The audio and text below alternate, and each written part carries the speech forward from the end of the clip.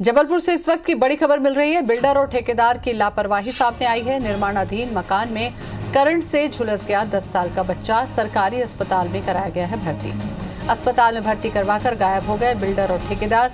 बच्चे के झुलसने का वीडियो भी वायरल हुआ है। करीब 1 महीने से गंभीर हालत में बच्चे का इलाज जारी है।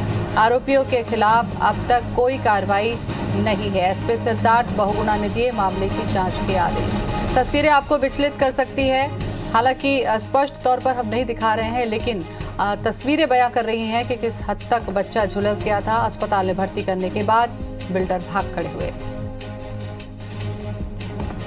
तो निर्माणाधीन बिल्डिंग में करंट से झुलस गया था बच्चा।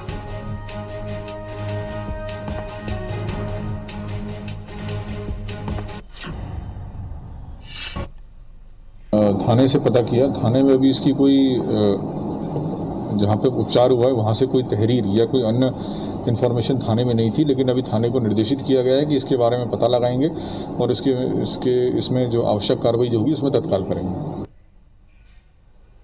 और इसी खबर पर ज्यादा जानकारी के लिए विजेंद्र हमारे साथ में जुड़ चुके हैं। विजेंद्र, कितना गंभीर ये हादसा है, तस्वीरें हम देख भी नहीं पा रहे हैं, ऐसे में बिल्डर भाग खड़े हुए, आपको लगता है सख्त कार्रवाई होनी चाहिए इस पर? बेशक ज्योति, बेहद सख्त कार्रवाई इस पे होनी चाहिए, क्योंकि इसमें तमाम नियम कायदे कानूनों को ताक पर रख दिया गया। बेहद हृदय विदारक ये पूरा घटनाक्रम है। जबलपुर के ग्वारीघाट इलाके में एक 3 मंजिला इमारत बनाई जा रही थी, ये मकान बनाया जा रहा था और यहाँ जो काम करने वाले मजदूर थे उनका एक बेटा था। बेटे का नाम शिव कुमार मरावी बताया जा रहा है। ये खेलते हुए बिल्डिंग की 3रे माले पर पहुंच गया था और इस इमारत के ठीक ऊपर से 11 kV की हाई वोल्टेज इलेक्ट्रिसिटी लाइन गुजर रही है। उसकी संपर्क में आने से बच्चा बुरी तरह झुलस गया। इसका जो वीडियो अब वायरल हो रहा है, लेकिन इसे देखा भी नहीं जा सकता।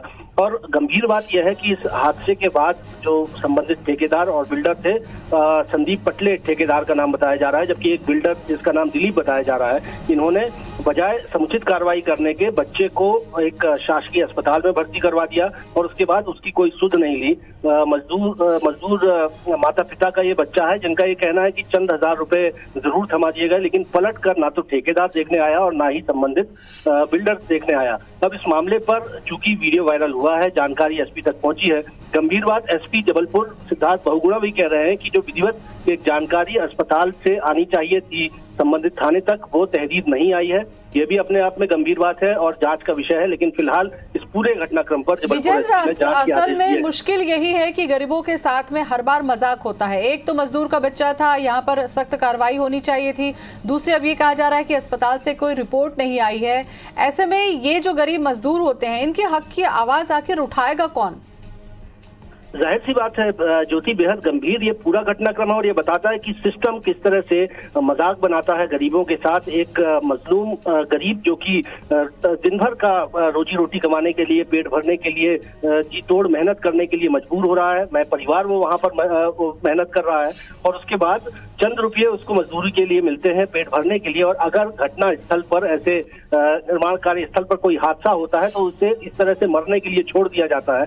जाहिर सी बात है, बिल्कुल सही कह रही है ज्योति की पूरी व्यवस्था पर एक बड़ा प्रश्न चिन्ह है कि किस तरह से एक गरीब मजदूर के बेटे को आज मरने के हाल पर छोड़ दिया गया है। अस्पताल में जिंदगी और मौत के बीच में वो जूझ रहा है और कार्रवाई के नाम पर तकरीबन 1 माह पुराना ये पूरा घटनाक्रम बताया जा रहा है। 1 माह से बच्चे का इलाज चल रहा है, गंभीर रूप से वो भर्ती है। लेकिन विजेंद्र, ठेकेदार का पता क्यों नहीं चल पाया? क्योंकि बिल्डिंग निर्माणाधीन थी, जाहिर सी बात है वहाँ और भी मजदूर काम कर रहे होंगे, उनके नाम की या उनके मालिक की कहीं से किसी भी तरीके से मुआवजा इनको मिलना चाहिए।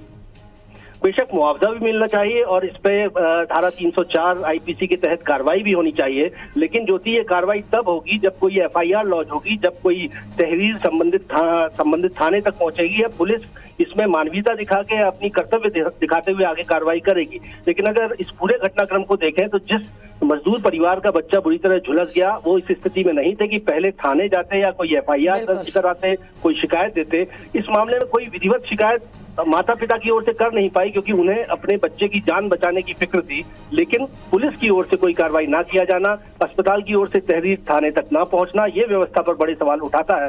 हालांकि जबलपुर के एसपी अब कह रहे हैं कि इस मामले की वो पूरी जांच करवाएंगे। देखना होगा कि इन्वेस्टिगेशन के बाद किस तरह की कार्रवाई होती है। लेकिन ठेकेदार और बिल्डर दोनों के नाम सामने आ चुके हैं। दिलीप नाम का एक ठेकेदार बताया जा रहा है, बिल्डर बताया जा रहा है, जबकि संदीप पटले नाम का ठेकेदार है।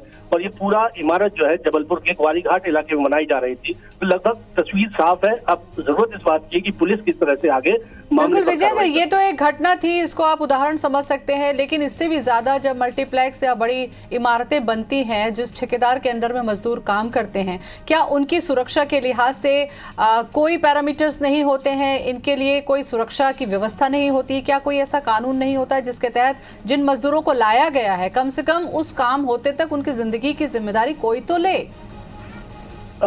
ज्योति, देखिए तमाम कानून जो है वो मुहैया है। मसलन हम मॉडल बिल्डिंग एक्ट की बात करते हैं, उसमें साफ तौर पर प्रावधान दिया हुआ है कि अगर कोई मकान बनता है, कोई हाई राइज बिल्डिंग बनती है या कोई इमारत बनती है, तो उसकी सुनिश्चित दूरी जो है वो हाई वोल्टेज लाइन से होनी चाहिए। और यदि उसके नजदीक तक पहुंच रही है इमारत तो उसका नक्शा ही पास नहीं किया जाना चाहिए।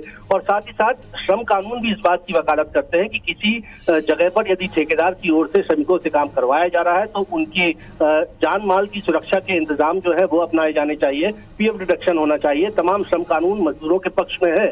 लेकिन सबसे बड़ा सवाल यही है ज्योति कि इन तमाम नियम कानूनों की मौजूदगी के बावजूद इनकी अवहेलना जिस तरह से होती है और बाद में कोई एक्शन नहीं होता है, ये व्यवस्था को लेकर बिल्कुल विजेंद्र, और समझा यही जा सकता है कि केवल गरीबी जो है एक बहुत बड़ा अपराध है कि गरीबी की वजह से ही इनके ऊपर में किसी भी तरीके की कोई कार्रवाई नहीं हो पाती और जितने भी रसूखदार हैं या पैसे वाले हैं वो इस मामलों से साफ तौर पर निकल जाते हैं बचकर। बहुत बहुत शुक्रिया विजेंद्र तमाम जानकारी के लिए।